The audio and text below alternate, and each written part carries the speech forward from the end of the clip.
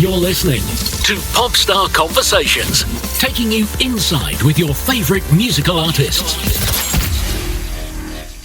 Chuck and I are sitting here with BRYAN Ferrry of Roxy Music. BRYAN, welcome to the show. BRYAN, thank you for coming. Could you tell us about your new album, OLYMPIA, and how it came about? I am happy about the new album. It's just finished now, and it's good to have some of my own songs there again. Perhaps that's what the writer meant. I've got some of my own compositions again on the record. All the songs are, I think, quite different from each other. Some are things I've written myself, others are collaborations, me with other writers, and there are a couple of covers as well. The musicians, some of them are new, and some of them are people I have a long history with. The new ones are very important. It's young Oliver Thompson, who has played with me now for 3 or 4 years, and he's now still only 21. So he's been playing with me since he was 17, straight from school. And Tara, my son, is his friend, and he's playing drums on the album, and even he guested with us last night in Bonn as the second drummer. We had two drummers. We had Andy Newmark, who is now like his professor, and it's quite interesting to mix up the generations like this and have fresh young people with young, people who are kind of hot to trot, say. And will Tara be joining you on the tour? We'll see. We shall see. He's going through his apprenticeship at the moment. But Ollie's really found his place, and as the second guitar in Roxy, he's doing a great job on these summer festival dates that we're doing. The other players on the album, Marcus Miller doesn't need any introduction from me. He's a fantastic musician. How did Flea from the Chili Peppers and Johnny from Radiohead get involved with this record? Yeah, we work together in the studio, quite a few of us in the production team and with the engineer, and we're there every day, and we're listening to tracks and kind of refining things and basically creating the album. And every now and then we'll say, it would be great to have so-and-so to play on this track, and then maybe the idea will go away, and sometimes if it sticks, you say, okay, let's call Flea, and because I know Flea through actually friends in the art world, because I think he sometimes collects pictures as I do, and we have friends in common in New York in the art world, and that's how I met him. And in fact, when he came to the session in LA, he brought this wonderful bass, which is priceless, because it's done by Damien Hirst, and it's a Fender bass that has been painted by Damien and these wonderful butterflies all over it. It's a butterfly bass, basically, and it's really incredibly beautiful. And he plays brilliantly. He's got a lot of energy, and he played on a couple of tracks, and together with Marcus, actually, who is the principal bass player. But it's like in an orchestra, they have several bass players in the section. And on this first track on the album, You Can Dance, we have Marcus and Flea, and also Manny from Primal Scream, who I went to see them play in Hammersmith in London, very near my studio. And they're really good. They're high energy, obviously, and he's a great character. And it's great to find a player like that he knows all my work, and has been a fan since he was, he was a young lad, and it's very gratifying, Kate Moss was also at that show, the Primal Scream, and she is the kind of star of our cover. She's the cover girl on the album. So it's funny how things tie up. Yeah. In the past we have had kind of beautiful girls to grace our covers, especially on the Roxy albums. It was like a tradition on the Roxy album, and the girls we had were normally kind of discovered by us, kind of, or they weren't particularly famous, you know. And this time I thought, well, I'm getting a bit long in the tooth now. I think it'd be nice to have a really great femme fatale on the cover. And the first choice, I was talking to friends about it and said, "Oh, you must have asked Kate Moss," you know. And I said, "Yeah, you know, she is the most controversial and perhaps the great female icon of the last 10 years, you know, rather like Marilyn Monroe was in her era." And so anyway, I asked her, and it turned out she was, you know, a big fan of the music, and she's such an incredible model. I was obviously behind the scenes directing kind of at this shoot we did, and she's a great professional, I must say. Very, very good. You can see why she got where she has a kind of relationship with the camera, you know. And we've also done a book to go with the album, which is nowadays, I think it's interesting how record companies embrace the idea of doing something different now. In the old days, it was very hard to break away from the standard. You know, there'd be, you know, just one type of CD and that's it, you know. And nowadays you can do various versions, and so we have a deluxe version that we're doing, which is a 40-page book with lyrics and photographs of Kate and the session, and it's a couple of essays in it as well. A couple of friends of mine, one which is on the inspiration for the album cover, which was a painting by Edouard Manet in the 19th century in Paris called Olympia, which was a very controversial picture at the time of this femme fatale, this courtesan in her bedroom. And it's like an early pin-up picture, so it was a kind of forerunner of in a sense of the Roxy album covers that we did. And so a friend of mine, Michael Brace, was written this very good essay to go with that. And there's also some music notes on the album written by Richard Williams, who ties up very much with my beginnings in music, because Richard was kind of one of the leading rock journalists in the early 70s when I started with Roxy Music. And when I was doing the first demos for Roxy, I kind of was looking for people to play them to, you know, record companies or publishers, managers, anything, to try and get started in the business, you know, with the music we were making, because we didn't have any of these things. And I thought, well, of all the people who should like this music, Richard Williams should be one of them, because I enjoyed reading his pieces every week in The Melody Maker, which was the magazine he wrote in, which everyone read every week in the music world, and fans, of course, read it. And so I sent the tape, the early Roxy demos, to Richard Williams, and he rang me immediately and said, "Oh, I love this, and I want to meet you and write a piece," which he did before we had a record company or anything, or even a manager.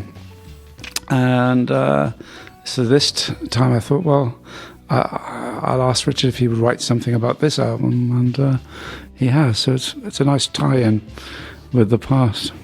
Would this record be the Roxy Music record that never happened? At one point, I was wanting to, or thinking I would make this into a Roxy album. I'd been working on it, on some of the tracks, for quite a while, in some cases a couple of years, because I started 2 or 3 of the songs about 8 years ago. And when I was thinking of maybe it's time to do a Roxy record, I took these tracks, and for a while, for a few weeks, I thought maybe we're going to do this, and then I thought better of it, and I thought, well, I think this is really a solo record, and so so it reverted back to being a solo record again. But one day I think that it would be possible to do a Roxy album, but it would be a different record from this. This is very song based, and I would like if I did a Roxy record, would probably something more abstract. So you had the original Roxy lineup in this record. Phil plays more than the others actually on this one, because there's one of the songs he plays a lot on, which is BF Bass, which I co-wrote with Phil, and so he's there. Andy Mackay plays oboe on a couple of things, and Eno even plays keyboards in a couple of tracks. But they're kind of, guest appearances, and I'm very glad that they're on it. It's nice to have people on the record who you have a history with, and one of those is Marcus Miller, who I mentioned, who played on Boys and Girls and Limbo, the Betmar album with me. Nile Rodgers, who played on those 2 albums as well. Nile plays on, I think, all of the tracks pretty much on this record. And now you're venturing into electronic music with Groove Armada. How did that all come about? I met them. I'd been to Ibiza a few times in the last few years, and interesting world, that dance music. It's quite different in some ways from the rock music world, and it's a whole different set of people who play in a different way. And but dance music some of it is really good, I think. And the Groove Armada, do some very good things. And I met them through a friend, and they sent me a couple of things to see if I was interested in collaborating. And one of them turned out to be this track, "Shameless," which we worked on together, and it's on the record. And you covered an incredible song, "No Face, No Name, No Number." Yeah, Traffic. That was a band from the 60s that I really liked, and different from the American music that I kind of revered. And no, it was a very good, interesting band, with a very good spirit. Steve Winwood, great musician, great singer, and Dave Mason as well, the same. Jim Capaldi, an interesting character, who co-wrote the song with Steve Winwood. Beautiful song, haunting song, in the same way that Song to the Siren is kind of haunting. And those are the songs that I like to choose, from time to time to try and do a version of, because you always kind of try and choose, tunes and lyrics that you seem to work great together. And that speaks to you. Yeah, exactly. They do. They're exactly right. They speak to you. And that was one of those songs. It features one of my great musical collaborators, this version we did, a guy called David Williams, who died before my album was finished. And so I guess this is one of the last things he ever played. He plays these beautiful little licks, blues kind of licks, which is quite unusual for him, really, because he's very much a kind of dance rhythm player. And he was most famous for his work on Billie Jean, the Michael Jackson huge hit, colossal hit, where David played the guitar, which was one of the key features of the song, I think. It's very distinctive, kind of almost like a banjo style of guitar rhythm. And but on No Face, No Name, No Number, he does these lovely little melodic licks, which I shall always treasure, I think. How does this work out? Roxy Music announces their touring dates, and you're releasing Olympia at the same time. Well, it's really quite an interesting situation at the moment, because in the old days things were much more cut and dried. Now the music business has changed so much. Odd things like this can happen, where I have an album coming out in October, and yet I'm out on the road touring to some degree with Roxy Music. And how it came about is that last year I said I would do some festival dates this summer, and with them. And it turned out that as soon as my album was delayed, and as usual, I kept missing the deadline. And so the day I did finish the record, I was virtually out the next day with Roxy on the first of the summer festivals. And it was quite therapeutic, in fact, to having spent so much time in the studio, to be suddenly in a different setting, you know, like on a stage with the band already rehearsed. And the good thing is that I brought in some of my own people, the younger players, into the band, like Ollie Thompson and the girl singers I've been working with on my album. And so I instantly felt at home on stage. And of course with Andy and Phil, and Paul Thompson, who, you know, I have a long history with. So it's great to do those songs from the past. And what I'm going to do on stage with the new album, I'm not totally sure yet. We'll see. We've got these arena shows next year with Roxy Music, and I hope I'll be able to fit in around that some solo things as well, solo appearances, maybe one or two showcase type gigs or something. Yeah, Bryan, after all these years, how do you feel about performing?